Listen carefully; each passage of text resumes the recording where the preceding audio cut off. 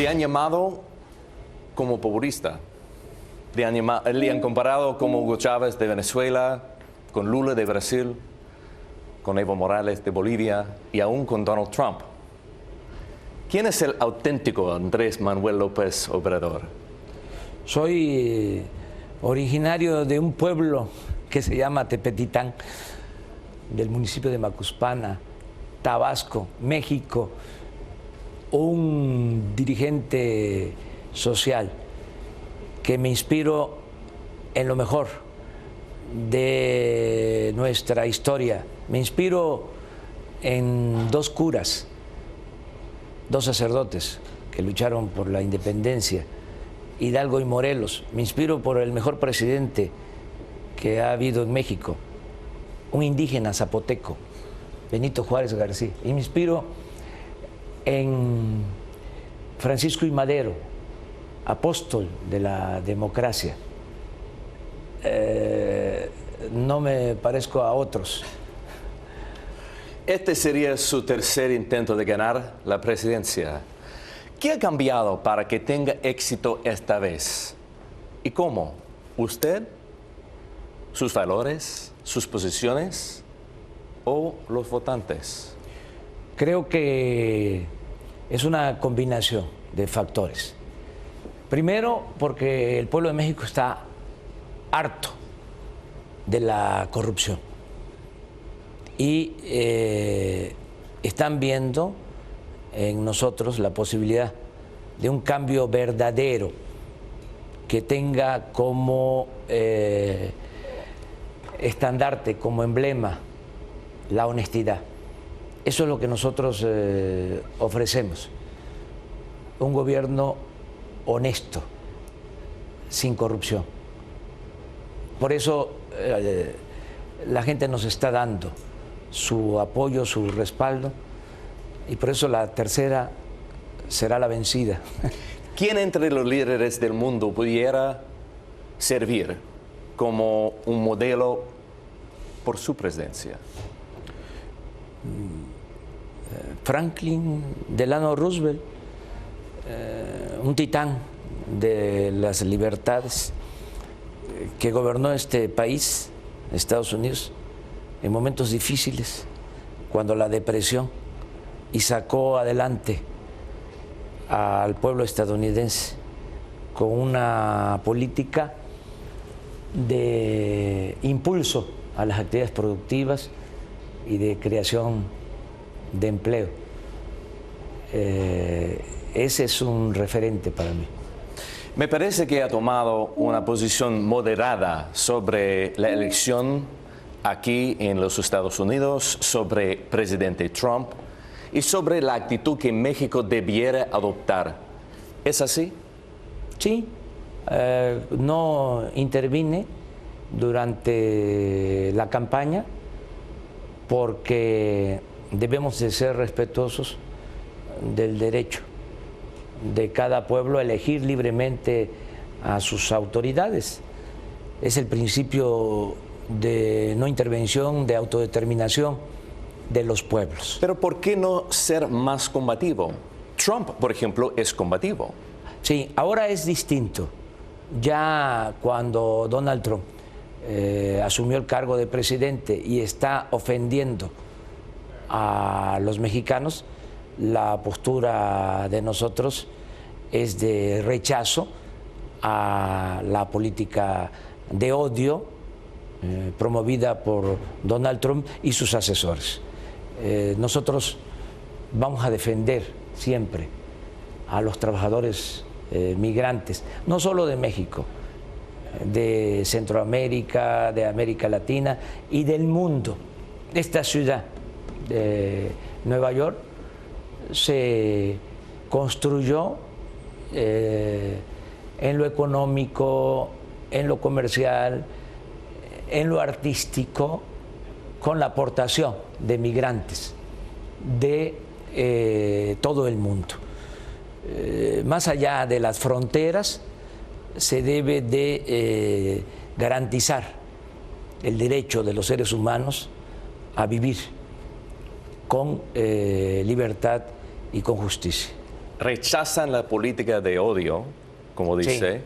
¿Qué tanto ha cambiado su perspectiva sobre Trump del año pasado hasta ahora, que ya es gobernante? Pensé que iba a modificar su política en contra de migrantes, que si le dio resultado durante la campaña, ya como presidente, iba a modificar su actitud, pero... ¿Esperaba un cambio? Sí, desgraciadamente... ¿Pero no se ha cambiado? No, y está en un error, es un error garrafal, porque no se debe, sí, desde mi punto de vista, no se debe desatar el odio contra trabajadores migrantes.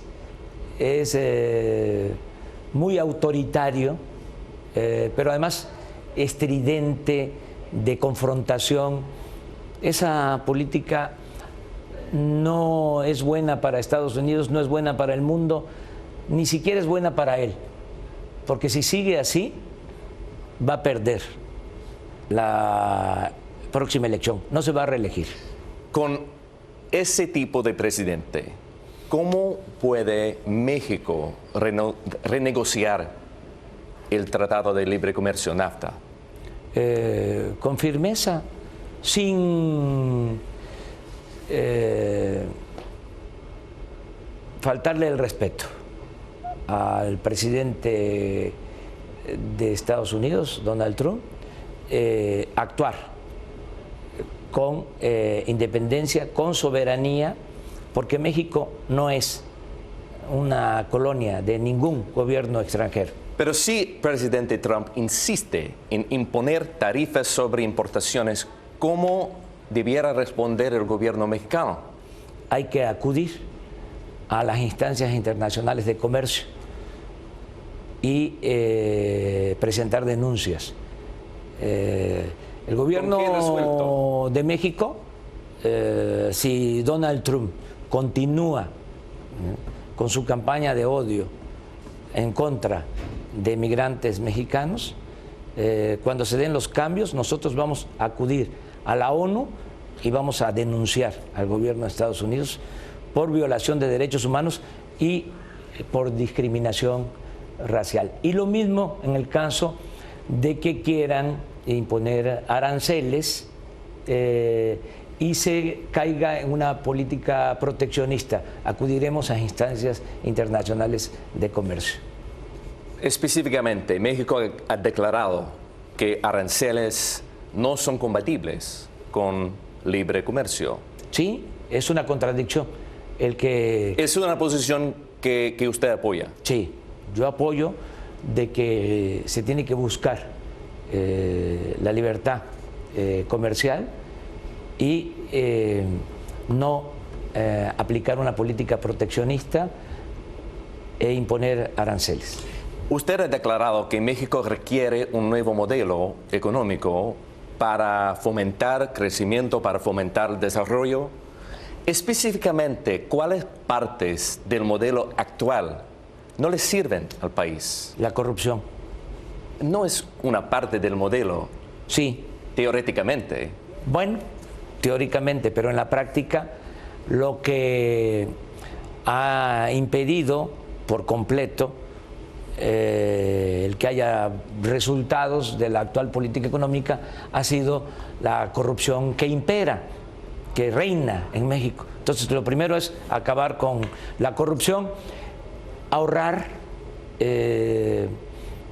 no tener un gobierno con lujos, llevar a cabo una política austera, ahorrar por no permitir la corrupción y ahorrar por no permitir el lujo en el gobierno, y ese dinero que se va a ahorrar, utilizarlo para el crecimiento económico y para la creación de empleos. Suena bien, muy bien, hablar de crecimiento, proyectos, infraestructura y también en austeridad fiscal.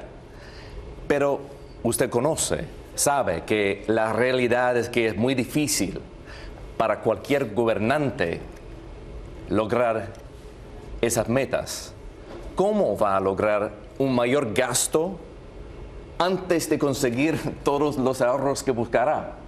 Voy a conseguir ahorros, muchos ahorros. ¿Inmediatamente? ¿Cómo? Vamos a reducir sueldos de los altos funcionarios públicos. Los funcionarios públicos de México son los mejores pagados del mundo. Todo eso se va a terminar. El próximo presidente de México, para que tengas una idea, Eric, no va a trasladarse en aviones y helicópteros privados. En los últimos años, los gobiernos de México, de Felipe Calderón y Peña Nieto, en 10 años han comprado aviones y helicópteros por una cantidad de 90,000 millones de pesos. Eso ya no se va a seguir haciendo. Pero 90,000 millones de pesos no va a cambiar todo el país. Pero te estoy poniendo nada más un ejemplo. Te voy a poner otro ejemplo. Peña Nieto se compró un avión que vale o costó alrededor de 10,000 millones de pesos. Un avión que no lo tiene Trump. Ese derroche, esa prepotencia no va a existir. Vamos a cortar el copete de privilegios que hay en el gobierno. Vamos a ahorrar y de esa manera vamos a financiar el desarrollo. ¿Qué rol tendrá sus planes para el sector energético? Vamos a utilizar al sector energético como palanca del desarrollo. Es una contradicción que México tenga petróleo y compremos gasolinas. Y la gasolina en Estados Unidos es más barata que en México. ¿Sabes qué se ha venido haciendo, Eric, desde hace muchos años? Por la corrupción se vende materia prima y compramos gasolinas. Es como si vendiéramos naranja y compráramos jugo de naranja. Eso ya no. Vamos a construir refinerías en México para dejar de comprar las gasolinas en el extranjero. Pero esa idea requiere un cambio de la reforma económica. Si es necesario, ¿Cómo? va a haber cambios. ¿Pero qué tipos de cambios? Legales, todos. No va a haber ninguna acción autoritaria. ¿Van a cancelar esas reformas? Vamos a actuar legalmente, primero preguntándole al pueblo de México, porque cuando se impusieron esas reformas no se le preguntó a los ciudadanos. La mayoría de los mexicanos no sabe en qué consisten esas reformas y fueron engañados. ¿Sabes qué les dijeron cuando iban a llevar a cabo la reforma energética? Que iba a bajar el precio de las gasolinas y de la energía eléctrica, y desde luego que no cumplieron. Al contrario, subió el precio. Pero estamos hablando de un cambio de la participación de empresas extranjeras petroleras. Van a tener participación empresas privadas, nacionales y extranjeras. No se puede sacar adelante a México solo con la inversión pública. Se necesita echar a andar los tres motores de la economía: sector público, sector privado, sector social. Inversión pública, privada y social. Entonces, ¿no están considerando nacionalización? No, ni expropiación.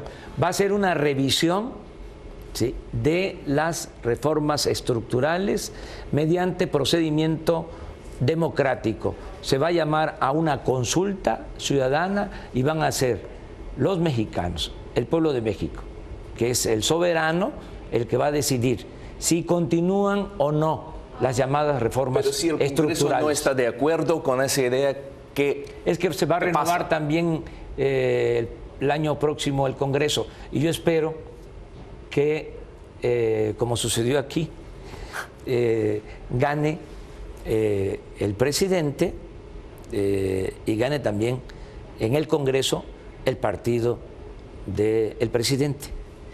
Y esto facilite las cosas. Y si no, no es útil Si no, hablar de política, sueños, tenemos que enfrentar escenarios realísticos. La política se inventó para evitar la confrontación y para llegar a acuerdos. Para eso es la política. Entonces, hasta en las circunstancias más difíciles, con la política se puede lograr el entendimiento. Bueno, Eric, Manuel, gracias. muchísimo gusto.